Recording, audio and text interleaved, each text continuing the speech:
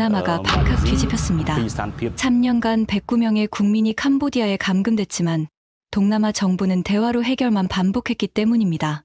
그런데 한국인 한 명이 희생되자 모든 게 바뀌었습니다. 한국 정부는 3일도 안 돼서 특별팀을 급파했고 이에 놀란 캄보디아 총리는 곧바로 사과했습니다. 3년간 꿈쩍도 않던 캄보디아가 사흘 만에 무릎을 꿇은 겁니다. 태국의 15년차 기자는 이런 경우는 처음 봤다고 혀를 내둘렀습니다. 도대체 무슨 일이 있었던 걸까요? 3년의 절망을 72시간 만에 뒤집은 대한민국의 놀라운 작전. 지금 시작합니다. 잠깐만요. 시작하기 전 어디서 시청 중인지 댓글로 공유해주세요. 330건. 올해만 한국인 330명이 캄보디아에서 납치 신고를 했습니다. 작년의 15배예요. 우리 태국인은요? 109명이 3년째 감금 중입니다. 그런데 그날 모든 게 바뀌었습니다. 한국 특별팀이 도착한 그 72시간 동안 말이죠. 제 이름은 나린입니다. 태국 네이션 29 방송국에서 15년째 국제부 기자로 일하고 있어요. 딸아이가 하나 있습니다. 올해 10살이에요. 3년 전 제 후배가 사라졌습니다. 미는 제 대학 후배였어요. 졸업 후 일자리를 못 구했죠.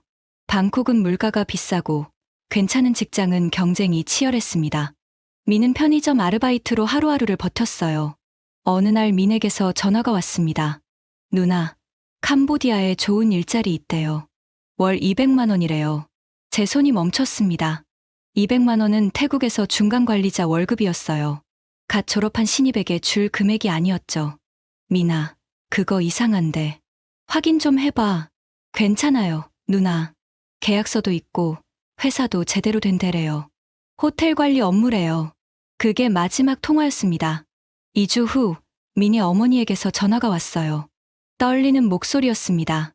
나린아, 민이 연락이 안 돼. 전화도 안 받고.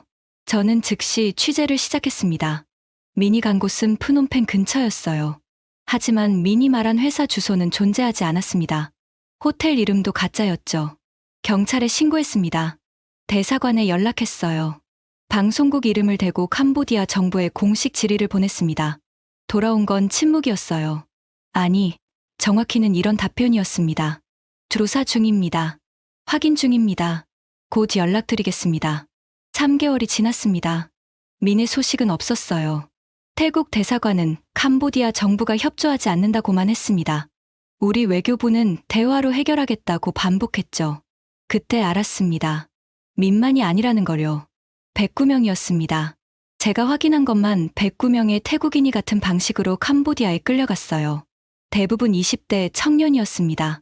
일자리가 필요했던 사람들, 가족을 먹여 살려야 했던 사람들이었죠.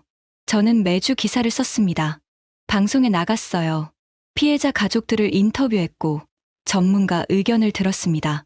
100번이 넘게 보도했어요. 정부의 반응은 똑같았습니다. 대화로 해결하겠습니다. 캄보디아와 협의 중입니다. 조금만 기다려 주십시오. 3년이 흘렀습니다. 109명 중 돌아온 사람은 3명이었어요. 그것도 탈출에 성공한 경우였습니다. 정부가 구출한 건 단 한 명도 없었죠. 딸아이가 물었습니다. 엄마, 민 삼촌은 언제 와요? 저는 대답할 수 없었어요. 거짓말하고 싶지 않았지만 진실을 말할 용기도 없었습니다. 3년간 저는 무력했습니다. 기자로서, 선배로서, 어른으로서 아무것도 할 수 없었어요. 그러던 어느 날이었습니다. 제 컴퓨터 화면에 속보가 떴어요. 한국인 대학생, 캄보디아서 사망. 22살이었습니다. 민과 같은 나이였어요. 같은 방식으로 속아서 갔고 같은 곳에 감금됐습니다. 하지만 그는 살아 돌아오지 못했어요. 저는 숨이 막혔습니다. 그리고 다음 날 모든 게 바뀌기 시작했습니다. 한국 정부가 움직였습니다. 빠르게, 강하게, 단호하게요. 사건 발생 24시간 만에 한국 대통령이 직접 언급했어요. 48시간 만에 특별대응팀 구성이 발표됐습니다. 72시간 만에 팀이 캄보디아로 출발했죠. 저는 화면을 멍하니 바라봤습니다. 우리는 3년이었어요. 한국은 72시간이었습니다. 방송국 편집국장이 저를 불렀습니다. 나린, 큰일이야. 한국이 캄보디아 원조 중단을 검토한대. 군 파견까지 거론되고 있어. 네, 지금 당장 준비해. 한국 특별팀이 오늘 밤 프놈펜에 도착한다. 공항 가서 취재해. 저는 가방을 챙겼습니다.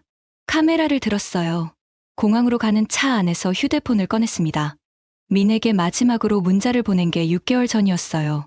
답장은 없었지만 저는 계속 보냈습니다. 혹시 모르니까요. 떨리는 손가락으로 입력했습니다. 민아, 조금만 기다려. 이번엔 진짜야. 전송 버튼을 눌렀어요. 하지만 제가 몰랐던 게 있었습니다. 한국인 한 명의 죽음이 모든 걸 바꿀 거라는 것을, 그리고 그 변화가 얼마나 충격적일지를요.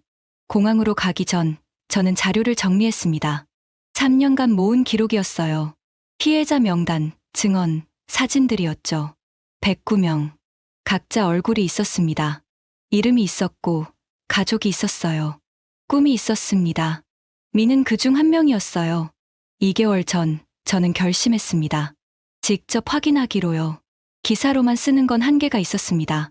정부는 증거가 불충분하다고 했고 캄보디아는 가짜 뉴스라고 부정했죠. 그래서 국경으로 갔습니다.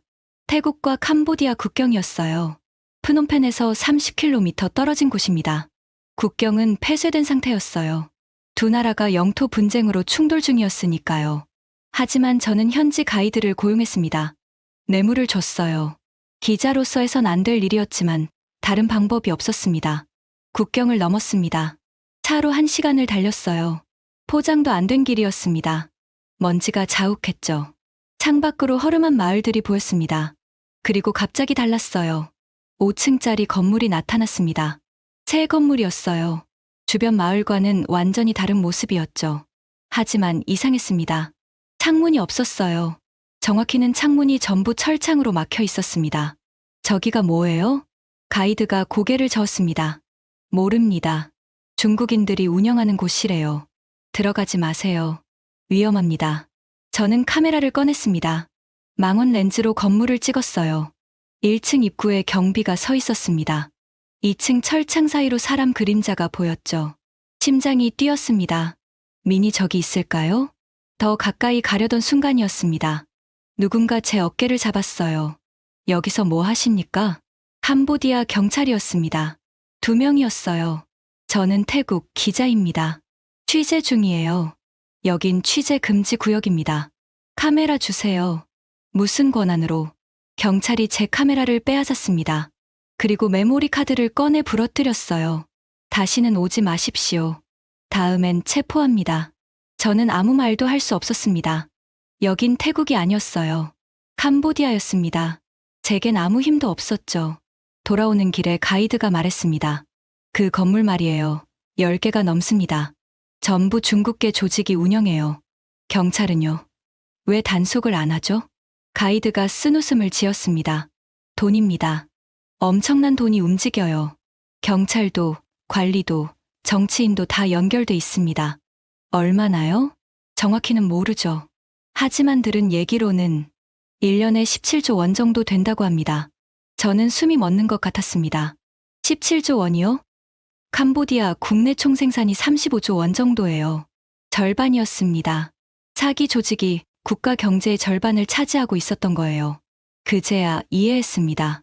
왜 캄보디아 정부가 움직이지 않는지를요. 방송국으로 돌아와서 보고했습니다. 편집국장은 얼굴이 굳었어요. 나린, 이거 방송하면 큰일 나. 캄보디아 정부가 가만히 있지 않을 거야. 하지만 사실이잖아요. 증거가 없어. 카메라도 부서졌고 내가 본 건 건물 하나뿐이야. 이걸로 17조 원 조직이라고 보도할 순 없어. 저는 할 말이 없었습니다. 기자로서 가장 중요한 건 증거였으니까요. 결국 방송은 나가지 못했습니다. 그날 밤 집에 돌아왔어요. 딸아이가 자고 있었습니다. 평화로운 얼굴이었죠. 저는 소파에 앉아 울었습니다. 민이 생각났어요. 109명이 생각났습니다. 그들은 지금 어디서 무엇을 하고 있을까요? 밥은 먹고 있을까요? 아프지는 않을까요? 저는 무력했습니다. 국경도 넘을 수 없고 증거도 확보할 수 없고 방송도 할 수 없었어요. 17조 원 앞에서 기자 한 명은 아무것도 아니었습니다. 3년이 그렇게 흘렀습니다. 그러다 그날 제 휴대폰이 울렸어요. 선배 기자였습니다. 나린, 지금 한국 뉴스 봐. 큰일 났어. 저는 컴퓨터를 켰습니다. 한국 포털 사이트를 열었어요. 메인 화면 전체가 한 뉴스로 도배돼 있었습니다. 캄보디아서 한국인 대학생 사망, 고문 흔적 발견. 기사를 클릭했습니다. 사진이 있었어요. 22살 청년이었습니다. 민과 비슷한 나이였죠. 기사를 읽는 동안 손이 떨렸습니다. 고용 사기로 캄보디아에 끌려갔다고 했어요. 불법 사기 조직에 감금됐고 탈출을 시도하다 붙잡혔습니다. 그리고 고문당했어요. 결국 숨졌습니다. 한국 대통령이 직접 언급했다고 했어요. 국가정보원이 움직이고 있고 특별대응팀을 구성한다고 했습니다. 저는 화면을 응시했습니다. 사건 발생 24시간 만이었어요. 우리 109명은 3년째였습니다. 한국은 24시간 만에 대통령이 움직였어요. 다음 날 아침, 더 놀라운 소식이 들려왔습니다. 한국 정부가 캄보디아에 특별 여행주의보를 발령했다고 했어요. 원조 중단을 검토 중이고 의료봉사단 파견도 중단했습니다. 국회에서는 군 파견까지 논의된다고 했죠. 48시간 만이었습니다. 편집국장이 저를 불렀어요.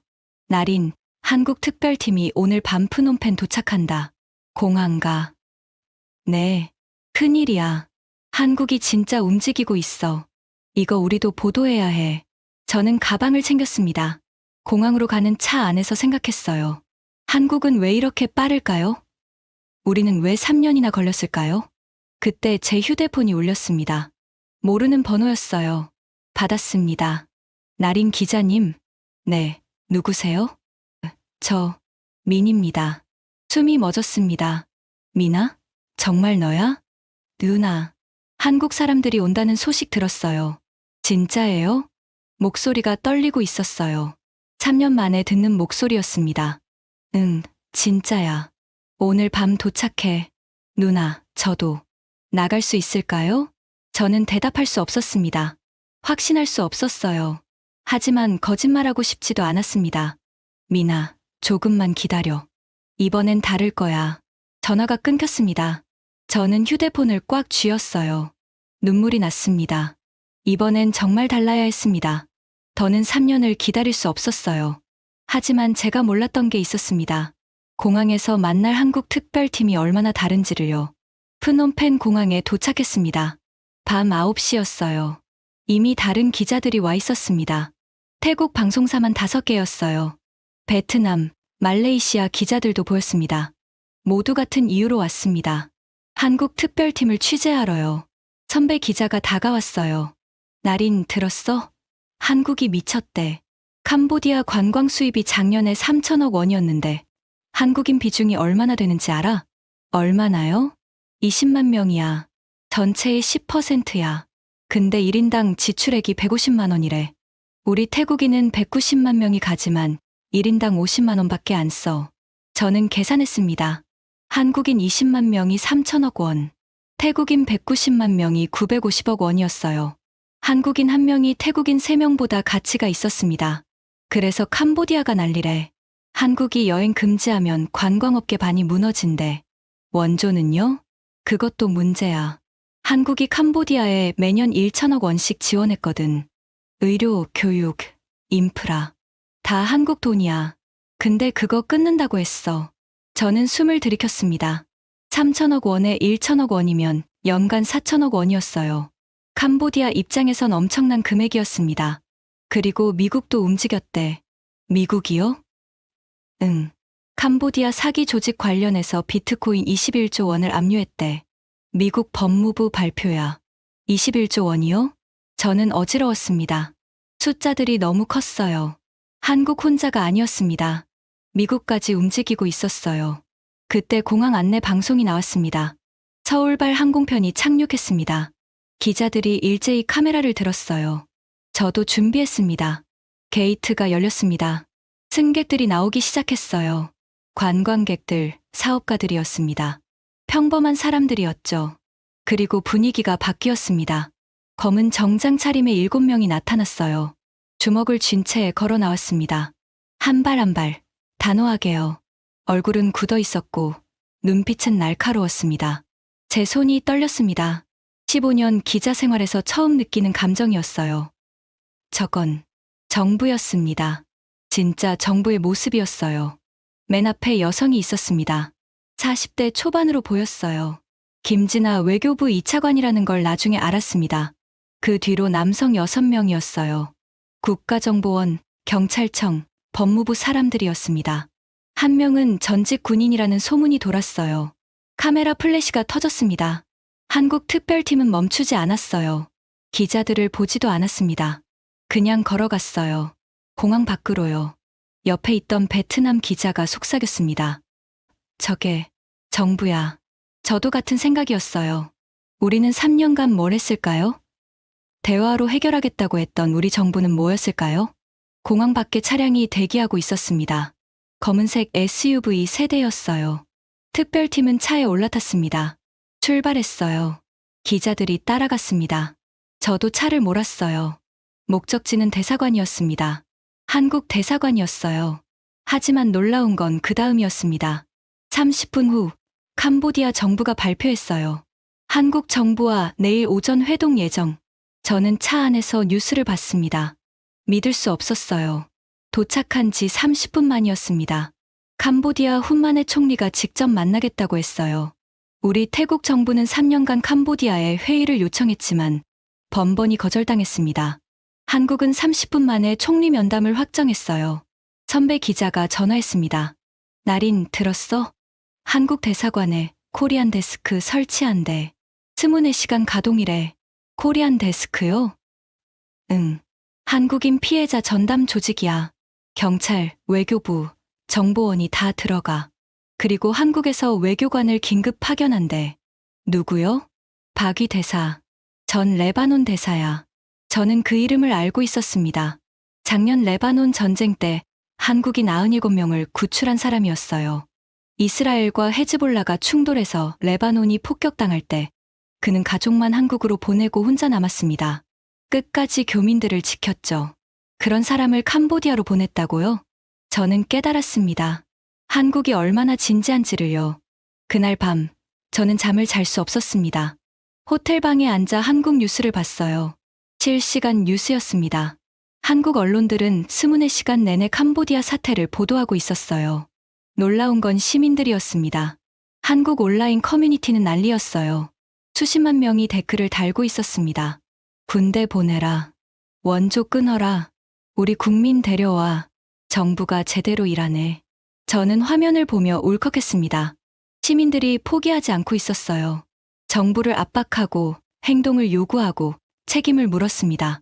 우리는요? 태국 시민들은 109명에 대해 얼마나 알고 있을까요? 관심이나 있을까요? 저는 부끄러웠습니다. 기자로서, 국민으로서, 어른으로서요. 다음 날 아침 일찍 대사관 앞으로 갔습니다. 이미 기자들이 몰려 있었어요. 전보다 2배는 많았습니다. 중국, 일본 기자들까지 왔더군요. 오전 10시 김진아 차관이 나왔습니다. 기자들이 몰려들었어요. 차관님, 캄보디아 정부와 어떤 얘기를 나눴습니까? 협조하기로 했습니다. 구체적으로는요?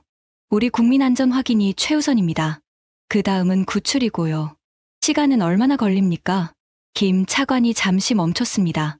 그리고 단호하게 말했어요. 최대한 빠르게. 우리는 시간이 없습니다. 그녀는 돌아서서 차에 올랐습니다. 저는 그 뒷모습을 봤어요. 굳은 어깨, 쥔 주먹이었습니다. 옆에 있던 선배 기자가 말했습니다. 나린, 저게 정부야. 진짜 정부. 저는 고개를 끄덕였습니다. 하지만 제가 몰랐던 게 있었습니다. 진짜 변화는 그날 저녁부터 시작될 거라는 것을요. 한국 특별팀이 도착한 다음 날 저녁이었습니다. 저는 대사관 근처 카페에 앉아 있었어요. 노트북으로 한국 뉴스를 보고 있었죠. 그때 휴대폰이 울렸습니다. 방송국 편집국장이었어요. 나린, 지금 당장 대사관 가. 무슨 일이에요? 캄보디아 정부가 발표했어.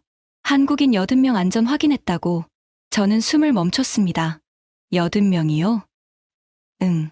지금 캄보디아 국영방송에서 생방송 중이야. 빨리 가. 전화를 끊고 뛰었습니다. 대사관까지 500m였어요. 3분 만에 도착했죠. 이미 기자들이 몰려 있었습니다. 카메라가 수십 대였어요.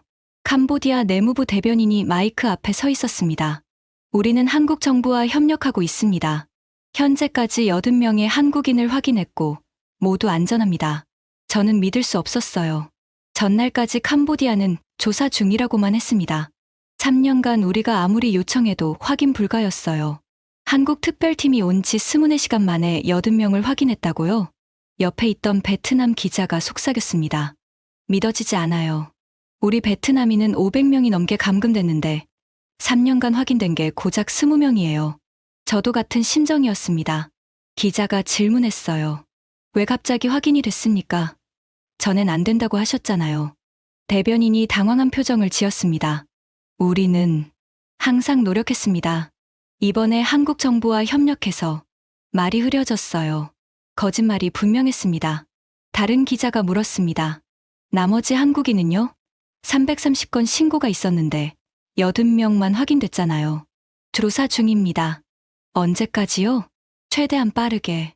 대변인은 더 이상 대답하지 않았습니다. 급히 자리를 떠났어요. 저는 카메라를 내렸습니다. 뭔가 잘못됐어요. 캄보디아 정부의 태도가 이상했습니다. 24시간 만에 이렇게 바뀔 수 있을까요? 그날 밤 답을 알게 됐습니다. 한국 언론이 보도했어요. 한국 정부, 캄보디아 특별여행주의보 발령, 프놈펜 여행금지 검토, 의료봉사단 파견 전면 중단, 그리고 가장 충격적인 건 이거였습니다. 국회, 캄보디아 원조 예산 삭감 논의. 저는 기사를 읽었습니다. 한국은 캄보디아에 매년 1천억 원을 지원했어요. 병원, 학교, 도로를 지었습니다. 한국 돈이었죠. 그걸 끊겠다고 했습니다. 게다가 관광도 막겠다고 했어요. 한국인은 작년에 20만 명이 캄보디아를 방문했습니다. 1인당 150만 원을 썼죠. 연간 3천억 원이었어요. 합치면 4천억 원이었습니다. 캄보디아 입장에선 엄청난 금액이었어요. GDP의 1%가 넘었습니다. 저는 계산했습니다. 태국인은 190만 명이 캄보디아를 방문해요. 하지만 1인당 50만 원밖에 안 씁니다. 총 950억 원이죠. 한국인 20만 명이 태국인 190만 명보다 3배 이상 가치가 있었어요. 편집국장이 전화했습니다. 나린 들었어? 캄보디아 항공사 주가 폭락했대. 하루 만에 35% 떨어졌어. 진짜요? 응. 호텔 예약도 취소 러시래. 한국인들이 다 취소하고 있어. 관광업계가 패닉 상태야. 저는 한숨을 쉬었습니다. 이제 알겠어요. 캄보디아가 왜 갑자기 태도를 바꿨는지요. 돈이었습니다. 한국의 경제력이었어요. 다음 날 아침, 더 놀라운 소식이 들려왔습니다. 훈센 전 총리가 SNS에 글을 올렸다고 했어요. 캄보디아의 실제 권력자였습니다. 38년간 총리를 했고, 지금은 아들에게 자리를 물려줬지만 여전히 영향력이 컸죠. 그가 뭐라고 했을까요?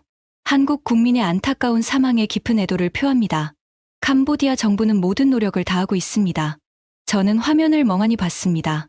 3년 전 우리 태국인 109명이 감금됐을 때 훈센은 뭐라고 했을까요?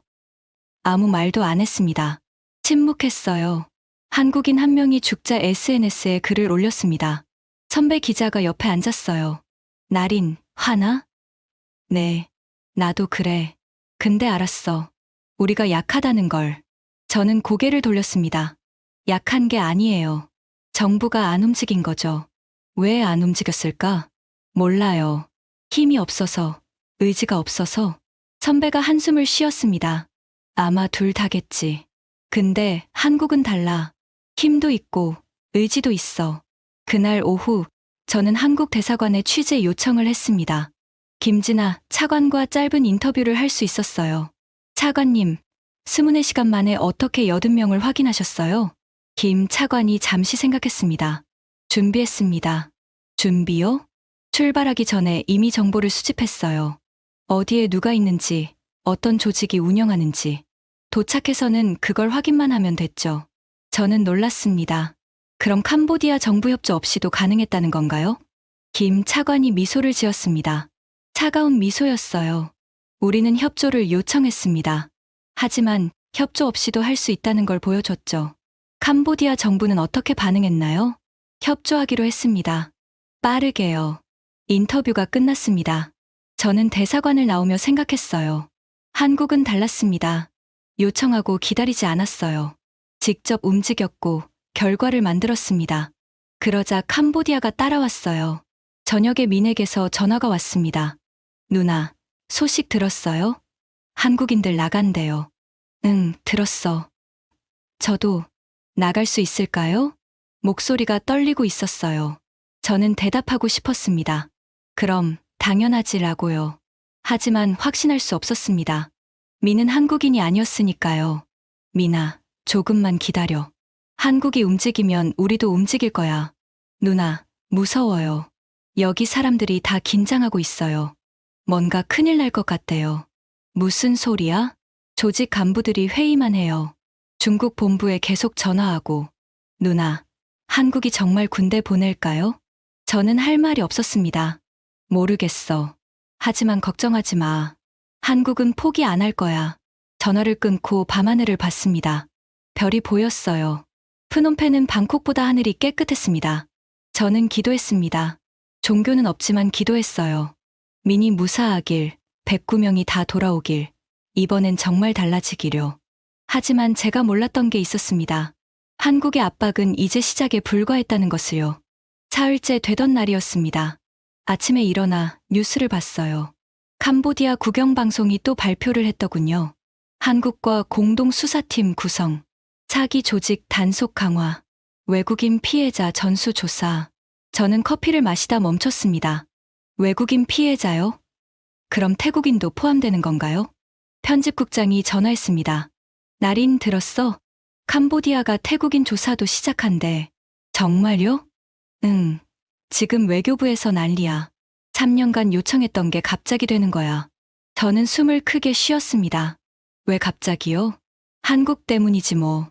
한국이 압박하니까 캄보디아가 모든 외국인 피해자를 조사하겠다는 거야. 체면 차리려고. 체면이요? 저는 씁쓸했습니다. 109명이 3년간 고통받았는데 지금 와서 체면을 차린다고요? 하지만 결과가 중요했습니다. 민을 찾을 수 있다면, 109명을 구출할 수 있다면요. 오전에 대사관 앞으로 갔습니다. 한국 코리안 데스크 앞에 사람들이 줄을 서 있었어요. 한국인들이었습니다. 캄보디아에 사는 교민들인 것 같았죠. 한 중년 남성이 나왔습니다. 얼굴이 환했어요. 됐어. 동생 찾았대. 옆에 있던 여성이 울음을 터뜨렸습니다. 정말요? 어디 있대요? 프놈펜 외곽이래. 내일 데리러 간대. 저는 그 장면을 봤습니다. 카메라를 들어야 했지만 들 수가 없었어요. 너무 개인적인 순간이었습니다. 그때 누군가 제 어깨를 두드렸습니다. 베트남 기자였어요. 날인 들었어요?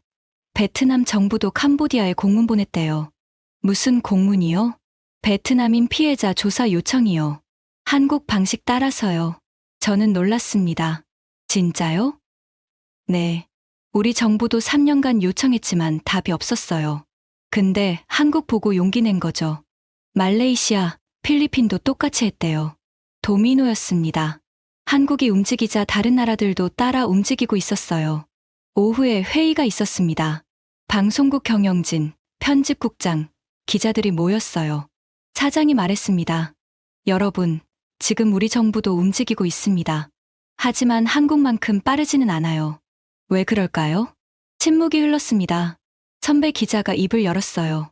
시스템 차이 아닐까요? 한국은 72시간 만에 7개 부처가 움직였잖아요. 맞아요. 우리는 부처 간 회의만 한 달 걸려요. 다른 기자가 말했습니다. 언론도 문제예요. 한국 기자들은 직접 현장 취재했어요. 납치 장면까지 찍었죠. 우린 정부 발표만 받았었고요. 저는 고개를 숙였습니다. 사실이었어요. 저도 국경까지 갔지만 카메라를 빼앗겼습니다. 그리고 포기했죠. 사장이 말했습니다. 날인, 내가 한국 취재팀 따라다녀봐. 어떻게 하는지 배워. 네. 회의가 끝났습니다. 저는 노트북을 열었어요. 한국 뉴스를 검색했습니다. 놀라운 기사가 있었어요. 한국 기자, 캄보디아 사기 조직 잠입 취재. 영상이 있었습니다. 클릭했어요. 한국 기자가 캄보디아 국경 근처에 있었어요. 몰래 촬영한 영상이었습니다. 건물이 보였고 철창이 보였어요. 사람들이 감금된 모습도 보였습니다. 그리고 충격적인 장면이 나왔습니다. 납치 장면이었어요. 차에서 끌려 내려지는 사람, 건물로 끌려가는 모습이었습니다. 선명했어요. 증거였죠. 저는 숨을 멈췄습니다. 한국 기자들이 목숨을 걸었어요. 불법 촬영이었고 위험했습니다. 붙잡히면 어떻게 될지 몰랐죠. 하지만 그들은 했습니다. 그 영상이 전 세계로 퍼졌어요. BBC, CNN이 인용했습니다. 유엔도 언급했어요. 캄보디아 정부는 더 이상 가짜 뉴스라고 부정할 수 없었습니다. 저는 부끄러웠어요. 기자로서, 선배로서요. 저녁에 딸에게 전화했습니다. 엄마, 언제 와? 조금만 기다려. 중요한 일 하고 있어. 무슨 일인데? 나쁜 사람들 잡는 일이야. 엄마 멋있다. 저는 웃었습니다. 멋있다고요? 저는 3년간 아무것도 못했는데요. 하지만 이제는 달라질 거예요. 배울 겁니다. 한국 기자들처럼 싸울 거예요. 그날 밤, 큰 뉴스가 터졌습니다. 미국 법무부 발표였어요. 캄보디아 사기 조직 비트코인 21조 원 압류, 자금 세탁 혐의로 중국계 조직원 6명 체포. 저는 기사를 읽었습니다. 21조 원이요? 캄보디아 사기 조직이 비트코인으로 돈을 세탁했대요. 미국이 추적해서 압류했습니다. 그리고 그 돈이 누구와 연결되는지 조사 중이래요. 기사 끝에 한 줄이 있었습니다. 훈센 가족과의 연결고리 조사 중. 저는 휴대폰을 내려놨습니다. 이제 알겠어요. 한국 혼자가 아니었습니다. 미국도 움직이고 있었어요. 경제적 압박만이 아니었습니다. 법적 압박도 시작됐죠. 캄보디아는 사면 초가였습니다. 다음 날 아침, 예상대로 캄보디아가 움직였습니다. 사기 조직 37곳 급습, 용의자 120명 체포, 외국인 피해자 구출 작전. 저는 뉴스를 보며 한숨을 쉬었습니다. 3년간 왜 안 했어요? 왜 이제야요? 답은 뻔했습니다. 돈이었어요. 한국의 4천억 원, 미국의 21조 원 압류, 국제사회의 압박이었습니다. 하지만 중요한 건 결과였습니다. 오후에 민에게서 전화가 왔어요. 누나, 경찰이 왔어요. 뭐, 캄보디아 경찰이요. 조사한대요. 나갈 수 있는지. 저는 소리쳤습니다. 정말, 미나, 정말? 네, 누나, 진짜예요. 한국 사람들 덕분인 것 같아요. 경찰이 모든 외국인 조사한대요. 눈물이 났습니다. 3년이었어요. 3년을 기다렸습니다. 미나, 조금만 기다려. 곧 나올 수 있을 거야. 전화를 끊고 울었습니다. 기쁨보다는 안도였어요. 그리고 분노였습니다. 왜 진작 안 했을까요? 왜 한국이 와야만 움직였을까요? 하지만 답할 시간은 없었습니다. 더 큰 일이 벌어지고 있었으니까요. 나흘째 되던 날이었습니다. 캄보디아 훈만의 총리가 직접 나섰어요. 한국 대표단과 회동한다는 소식이었습니다. 저는 총리실 앞에 있었어요. 다른 기자들도 수십 명 모였습니다. 오전 10시 검은 차량이 도착했습니다. 김진아 차관이 내렸어요. 굳은 표정이었습니다. 뒤따라 국정원, 경찰청 사람들이 내렸죠. 그들은 총리실로 들어갔습니다. 1시간이 지났습니다. 기자들은 기다렸어요. 아무도 자리를 뜨지 않았습니다. 2시간이 지났습니다. 저는 서서 기다렸어요. 다리가 아팠지만 앉지 않았습니다. 3시간째 문이 열렸습니다. 훈만의 총리가 나왔어요. 김진아 차관과 함께였습니다. 표정이 달랐습니다. 훈만햇은 굳어 있었어요. 김 차관은 담담했습니다. 카메라 플래시가 터졌습니다. 훈만햇이 마이크 앞에 섰어요. 캄보디아 정부는 한국 정부와 전면 협력하기로 했습니다. 목소리가 작았어요. 한국 국민 피해에 대해 깊이 사과드립니다. 우리는 모든 노력을 다해 피해자를 찾고 범죄 조직을 소탕하겠습니다. 저는 믿을 수 없었습니다. 사과요? 캄보디아 총리가 사과를 했다고요? 3년 전 우리가 요청했을 때는 내정 간섭이라고 했습니다. 증거 불충분이라고 했어요. 지금은 사과를 하고 있었습니다. 기자가 질문했습니다. 총리님, 구체적으로 어떤 협력인가요? 공동 수사팀을 구성합니다. 한국과 캄보디아 경찰이 함께 움직일 겁니다. 그리고 필요하다면 한국 전문가들이 직접 구출 작전에 참여할 수 있습니다. 저는 숨을 들이켰습니다. 한국 전문가가 직접 작전해요? 그럼 사실상 한국 주도라는 뜻이었습니다. 김진아 차관이 마이크를 잡았어요. 감사합니다. 우리는 최대한 빠르게 우리 국민을 데려오겠습니다. 동시에 모든 외국인 피해자도 도울 것입니다. 모든 외국인이요? 네. 태국, 베트남, 말레이시아. 국적을 가리지 않습니다. 이건 인권 문제니까요. 저는 울컥했습니다. 한국이 우리까지 생각하고 있었어요.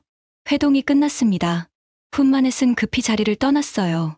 김 차관은 천천히 걸어 나왔습니다. 기자들이 몰려들었습니다.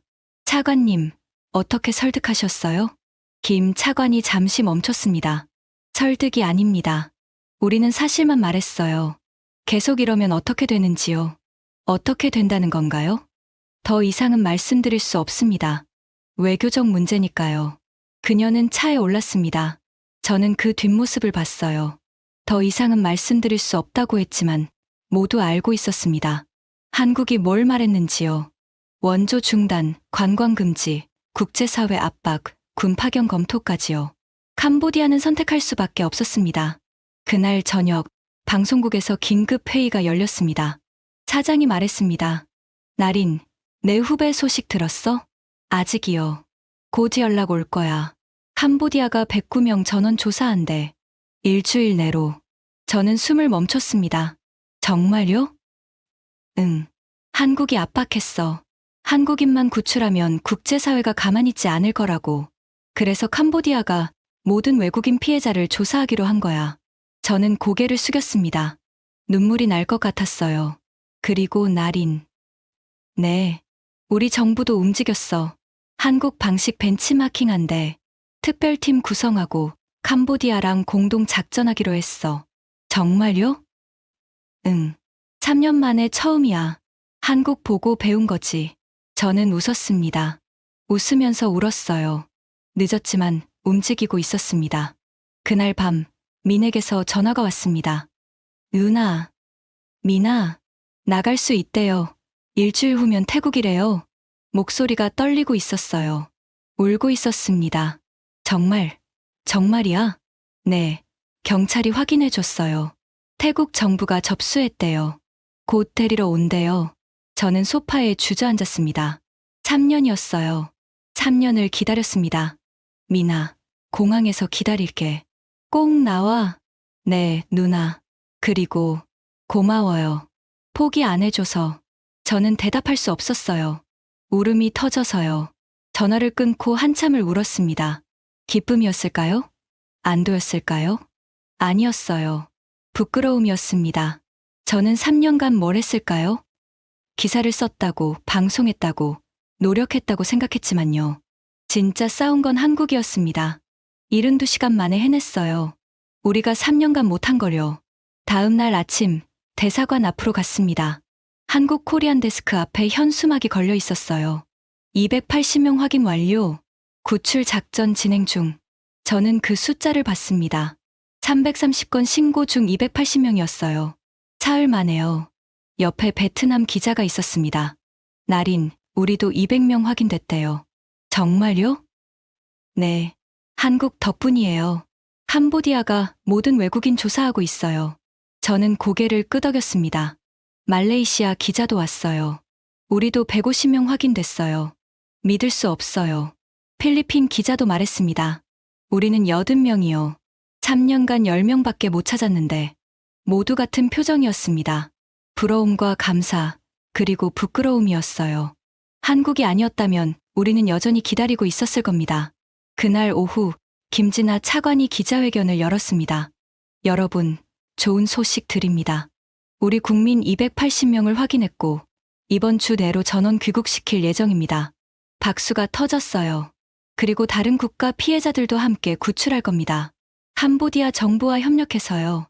기자가 질문했습니다. 차관님, 어떻게 이렇게 빠르게 하셨어요? 김 차관이 잠시 생각했습니다.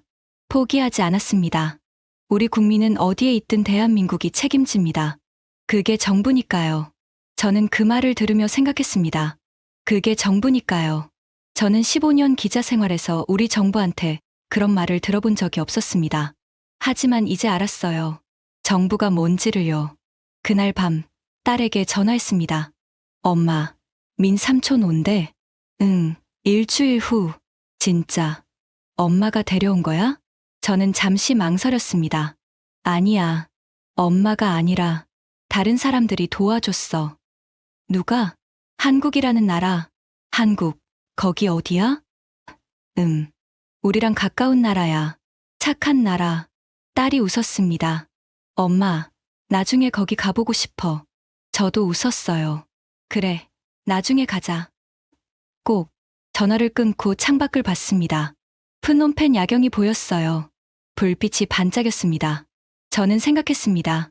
일주일 후면 민을 만나요. 109명 중 많은 사람이 돌아올 겁니다. 하지만 이건 끝이 아니었어요. 시작이었습니다. 우리도 바뀔 수 있다는 걸, 포기하지 않으면 가능하다는 걸 배웠으니까요. 한국이 증명해줬습니다. 그리고 다음은 우리 차례였어요. 한국 특별팀이 도착한 지 닷새째였습니다. 오후 2시, 방송국에 긴급 연락이 왔어요. 나린, 지금 당장 와. 총리실에서 발표한다. 저는 뛰었습니다. 편집국까지 10분 거리였어요. 5분 만에 도착했죠. 편집국은 난리였습니다. 모든 기자가 컴퓨터 앞에 모여 있었어요. 화면에는 태국 총리실 로고가 떠 있었습니다. 무슨 일이에요? 선배 기자가 말했습니다. 총리가 한국 대통령이랑 통화했대. 지금 발표하는 거야. 저는 숨을 멈췄습니다. 화면이 바뀌었어요. 아노차뉴락군 총리가 나타났습니다. 62세, 태국 총리였어요. 국민 여러분, 오늘 오후 저는 대한민국 대통령과 첫 통화를 가졌습니다. 첫 통화요? 저는 놀랐습니다. 한국 대통령이 취임한 지 1년이 넘었는데 지금까지 통화를 안 했다는 뜻이었어요. 우리는 캄보디아 사기 조직에 대해 논의했습니다. 한국은 72시간 만에 놀라운 성과를 냈죠. 총리의 목소리가 떨렸습니다. 저는 한국 대통령에게 말씀드렸습니다. 한국 전쟁 때 태국군 6,000명이 참전했다고요. 129명이 전사했습니다. 우리는 그 우정을 잊지 않았어요. 저는 고개를 끄덕였습니다. 70년 전 일이었어요. 태국은 한국을 도왔습니다. 그래서 제안했습니다. 캄보디아 사기단 퇴치, 태국도 함께하겠다고요. 편집국이 조용해졌습니다. 한국은 흔쾌히 동의했습니다. 우리는 공동작전을 펼칠 것입니다. 총리가 카메라를 똑바로 봤어요. 109명의 태국인을 데려오겠습니다. 한국처럼 빠르게, 확실하게요. 발표가 끝났습니다. 편집국이 폭발했어요. 드디어 3년 만이야. 한국 덕분이야. 저는 자리에 앉았습니다. 떨리는 손으로 휴대폰을 꺼냈어요. 민에게 문자를 보냈습니다. 민아, 들었어? 우리 정부도 움직여. 곧 나올 수 있을 거야. 1분 후 답장이 왔어요. 누나, 진짜예요? 믿어지지 않아요. 응, 진짜야. 한국이랑 같이 한대. 한국, 고마워요, 정말. 저도 같은 생각이었습니다. 한국이 아니었다면요? 우리는 여전히 기다리고 있었을 거예요. 편집국장이 저를 불렀습니다. 나린, 취재가. 총리실 브리핑 있어.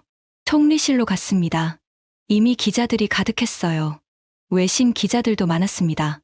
외교부 대변인이 나왔어요. 총리님의 발표 보셨죠? 우리는 한국과 긴밀히 협력할 것입니다. 기자가 질문했습니다. 구체적으로 어떤 협력인가요? 한국 시스템을 벤치마킹합니다. 특별팀을 구성하고 캄보디아와 공동수사를 진행하죠. 한국군과 협력 가능성은요? 대변인이 잠시 멈췄습니다. 모든 가능성을 열어두고 있습니다. 저는 메모했습니다. 모든 가능성이라고요? 그럼 군사협력도 포함되는 건가요? 브리핑이 끝나고 복도에서 외교부 관계자를 만났습니다. 오프 더 레코드로 물어볼게요. 정말 한국군과 협력하나요? 관계자가 주변을 둘러봤어요. 그리고 작게 말했습니다. 한국군이 직접 오진 않아요. 하지만 한국 무기는 가능하죠. 무슨 뜻이에요? 우리가 캄보디아랑 국경 전쟁 중이잖아요. 한국산 무기가 효과적이었어요. 더 구매할 예정이고요. 저는 이해했습니다. 한국이 직접 군대를 보내지는 않지만 무기를 제공하는 거였어요. 태국이 그 무기로 캄보디아를 압박하는 거죠. 그리고 하나 더. 네. 한국이 기술 지원도 한대요. 사기 조직 추적 기술이요. 우리 경찰이 배우는 거죠. 저는 고개를 끄덕였습니다. 한국은 영리했어요. 직접 나서지 않고 우리를 도와서 우리가 하게 만들었습니다. 그날 저녁 큰 뉴스가 하나 더 터졌습니다. 베트남도 한국과 협력 발표했어요. 말레이시아, 필리핀도 뒤따랐습니다. 도미노였어요. 한국이 첫 번째 도미노를 쓰러뜨렸고 나머지가 연쇄적으로 넘어지고 있었습니다. 저는 뉴스를 보며 전율했습니다. 이게 국력이구나.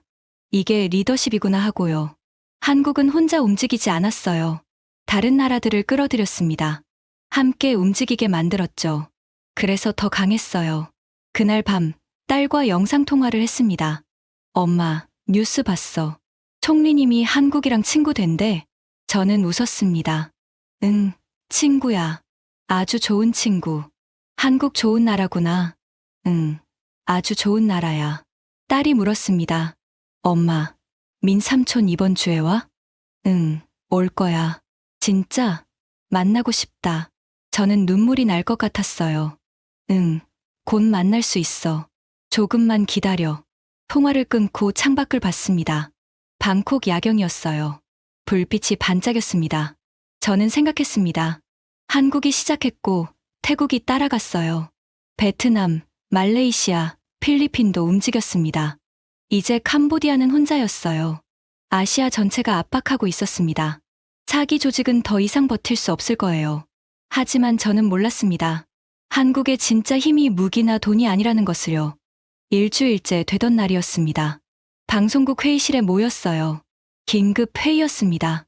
사장이 말했습니다. 여러분, 특집 방송 준비합니다. 제목은 한국은 어떻게 했나예요. 선배 기자가 물었습니다. 무슨 내용인가요? 분석이죠. 왜 한국은 성공했고 우리는 3년이 걸렸나요? 국민들이 궁금해합니다. 편집국장이 저를 봤어요. 나린, 내가 준비해. 일주일간 취재한 걸 정리해. 저는 고개를 끄덕였습니다. 사흘간 자료를 모았어요. 한국 뉴스, 인터뷰, 통계를 분석했습니다. 그리고 깨달았습니다. 한국의 힘은 세 가지였어요. 첫째, 언론이었습니다. 저는 한국 기자들의 취재 영상을 다시 봤어요. 캄보디아 국경 근처 위험한 지역이었습니다. 한국 기자들은 직접 갔어요. 몰래 촬영했죠. 납치 장면을 찍었습니다. 감금 시설을 확인했어요. 목숨을 걸었습니다. 그 영상이 전 세계로 퍼졌어요. 캄보디아 정부는 더 이상 부정할 수 없었죠. 우리는요? 저는 국경까지 갔지만 카메라를 빼앗겼어요. 그리고 포기했습니다. 한국 기자들은 포기하지 않았어요. 둘째, 시민이었습니다. 한국 온라인 커뮤니티를 분석했어요. 사건 발생 후 20시간 동안 100만 개의 댓글이 달렸습니다. 대부분 정부 행동을 요구하는 내용이었어요. 군대 보내라. 원조 끊어라. 우리 국민 데려와. 정부를 압박했습니다. 가만히 있게 두지 않았어요. 태국은요? 109명 소식이 나왔을 때 온라인 반응은 미미했습니다. 며칠 지나면 잊혔어요. 한국 시민들은 잊지 않았습니다. 계속 압박했어요. 셋째, 시스템이었습니다. 한국은 72시간 만에 7개 부처가 움직였어요. 외교부, 국정원, 경찰청, 법무부, 국방부까지요. 어떻게 가능했을까요? 자료를 찾아봤습니다. 한국에는 재외국민 보호 매뉴얼이 있었어요. 위기 상황 발생 시 즉시 가동되는 시스템이었습니다. 부처 간 회의가 필요 없었어요. 매뉴얼대로 움직이면 됐죠. 태국은요? 부처 간 협의만 한 달 걸렸습니다. 매뉴얼이 없었으니까요. 저는 이 세 가지를 정리했습니다. 언론, 시민, 시스템이었어요. 하지만 핵심은 따로 있었습니다. 방송 전날 밤, 저는 한국 대사관에 전화했어요. 김진아, 차관과 짧은 통화를 할 수 있었습니다. 차관님, 마지막 질문 하나만 할게요. 네. 한국은 왜 이렇게 빠르게 움직였나요? 진짜 이유가 뭔가요? 침묵이 흘렀습니다. 그리고 김 차관이 말했어요. 우리 국민이니까요. 네. 이유가 더 필요한가요? 우리 국민입니다. 어디에 있든, 어떤 상황이든 대한민국이 책임져야죠. 그게 국가잖아요. 저는 할 말을 잃었습니다. 나린 기자님도 후배분 때문에 3년간 싸우셨다면서요? 네. 하지만 이유가 있었나요? 그냥 후배니까 한 거 아닌가요? 저는 눈물이 날 것 같았어요. 네, 맞아요. 국가도 마찬가지예요. 이유 필요 없습니다. 국민이니까요. 통화가 끝났습니다. 저는 한참을 멍하니 앉아 있었어요. 그게 답이었습니다. 한국의 힘은 무기도, 돈도, 시스템도 아니었어요. 국민이니까 라는 한마디였습니다. 방송 당일, 저는 스튜디오에 섰습니다. 카메라가 켜졌어요. 여러분, 저는 일주일간 한국을 취재했습니다. 왜 한국은 72시간 만에 성공했는지요? 화면에 자료가 나왔습니다. 첫째, 언론입니다. 한국 기자들은 목숨을 걸고 현장을 취재했어요. 그 증거가 세계를 움직였습니다. 납치 영상이 나왔어요. 둘째, 시민입니다. 100만 명이 정부를 압박했어요. 가만히 있게 두지 않았습니다. 온라인 댓글 화면이 나왔습니다. 셋째, 시스템입니다. 72시간 만에 7개 부처가 하나로 움직였어요. 특별팀 사진이 나왔죠. 하지만 진짜 이유는 따로 있었습니다. 저는 카메라를 똑바로 봤어요. 한국은 말했습니다. 우리 국민이니까 라고요. 제 목소리가 떨렸습니다. 이유가 필요 없었어요. 계산도 필요 없었습니다. 그냥 국민이니까 책임지는 거였어요. 저는 잠시 멈췄습니다. 우리는요? 109명이 3년간 고통받았지만 우리는 대화로 해결만 했습니다. 비용을 계산했고 외교적 부담을 고민했어요. 하지만 한국은 달랐습니다. 72시간 만에 움직였어요. 비용도 부담도 따지지 않았습니다. 제 눈에 눈물이 맺혔습니다. 여러분, 이게 국가예요. 이게 정부입니다. 방송이 끝났습니다. 스튜디오를 나왔어요. 휴대폰이 울리고 있었습니다. 수백 개의 문자가 와 있었어요. 나린 기자님, 눈물 났어요. 우리도 바뀔 수 있겠죠? 한국 정말 대단하네요. 저는 휴대폰을 내려놨습니다. 그리고 밖으로 나왔어요. 신선한 공기가 필요했습니다. 하늘을 봤습니다. 별이 보였어요. 저는 생각했습니다. 15년 기자 생활에서 가장 중요한 취재였어요. 가장 많이 배운 일주일이었습니다. 한국이 가르쳐줬어요. 국가가 뭔지, 정부가 뭔지를요. 그날 밤, 민에게서 전화가 왔습니다. 누나, 방송 봤어요. 응, 고마워요. 진짜로요. 뭐가? 포기 안 해줘서요. 3년간요. 저는 울음이 터졌습니다. 미안해, 미나. 누나가 무력했어. 아니에요. 누나 덕분에 버텼어요. 그리고 한국 덕분에 나갈 수 있었고요. 미나, 모레 나온다며? 네. 누나, 공항에서 봐요. 응, 기다릴게. 전화를 끊고 하늘을 봤습니다. 이틀 후면 민을 만나요. 3년 만에요. 그리고 저는 다짐했습니다. 이제 저도 바뀔 거라고요. 한국 기자들처럼 싸울 거라고요. 다음은 우리 차례였습니다. 이틀 후였습니다. 방콕 공항이었어요. 저는 새벽부터 나와 있었습니다. 오전 10시 도착 예정이었죠. 캄보디아에서 출발한 비행기였습니다. 12명이 탄다고 했어요. 109명 중 첫 출국자들이었죠. 민도 그중 하나였습니다. 저는 도착 게이트 앞에 서 있었어요. 카메라를 들고요. 다른 기자들도 많았습니다. 가족들도 왔어요. 울먹이는 사람들이 보였죠. 10시가 됐습니다. 게이트가 열렸어요. 승객들이 나오기 시작했습니다. 그리고 보였어요. 민이었습니다. 마른 얼굴, 긴 머리, 떨리는 걸음이었어요. 하지만 살아 있었습니다. 걷고 있었어요. 저는 카메라를 내렸습니다. 뛰었습니다. 미나, 민이 저를 봤어요. 울음을 터뜨렸습니다. 누나, 저는 민을 안았어요. 꽉 안았습니다. 뼈만 남았어요. 팔이 가늘었습니다. 몸무게가 20kg은 빠진 것 같았죠. 미안해, 미나. 누나가 늦었어. 아니에요, 누나. 고마워요. 우리는 한참을 울었습니다. 주변 사람들도 울고 있었어요. 재회의 눈물이었습니다. 공항 밖으로 나왔습니다. 기자들이 몰려들었어요. 어떠셨어요? 캄보디아는요? 민이 떨리는 목소리로 말했습니다. 지옥이었어요. 하루 16시간 일했어요. 밥은 하루 2끼, 잠은 4시간이었죠. 탈출하려면 구타당했어요. 기자들이 메모했습니다. 어떻게 나왔어요? 한국이요. 한국 사람들이 와서 갑자기 분위기가 바뀌었어요. 경찰이 오고 조사하고 나가도 된다고 했어요. 한국에 하고 싶은 말이 있나요? 민이 카메라를 봤어요. 감사합니다. 진심으로요. 한국이 아니었다면 저는 아직도 거기 있었을 거예요. 기자들이 박수를 쳤습니다. 저도 울었어요. 그날 오후 정부 발표가 있었습니다. 109명 중 78명 출국 확정. 나머지 31명도 조사 중. 한국과 공동작전 계속. 저는 뉴스를 봤습니다. 78명이었어요. 일주일 만에요. 3년간 3명이었는데요. 한국 덕분이었습니다. 저녁에 민과 저녁을 먹었어요. 민이 좋아하는 팟타이였습니다. 맛있어? 네, 누나. 3년 만에 먹어봐요. 거기선 뭐 먹었어? 쌀이랑 야채 조금이요. 고기는 일주일에 한 번이었어요. 저는 가슴이 아팠습니다. 민아, 이제 괜찮아.